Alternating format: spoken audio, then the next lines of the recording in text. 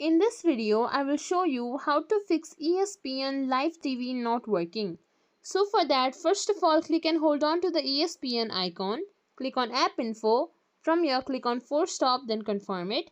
Then go to Storage Uses. Here, simply click on Clear Cache. Once you've done that, simply go to Play Store.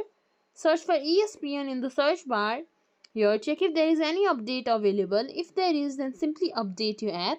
And if your app is already up to date, what you can do is check your Wi-Fi connection, make sure that it's stable and working. And if you feel like it's slow, unplug it. Leave it turned off for about 1 minute, then turn it back on. Then try to reload the app, or you could simply press and hold on to the ESPN icon, uninstall, then go to Play Store, install it again. Then press and hold on to your power button. From here, restart your phone.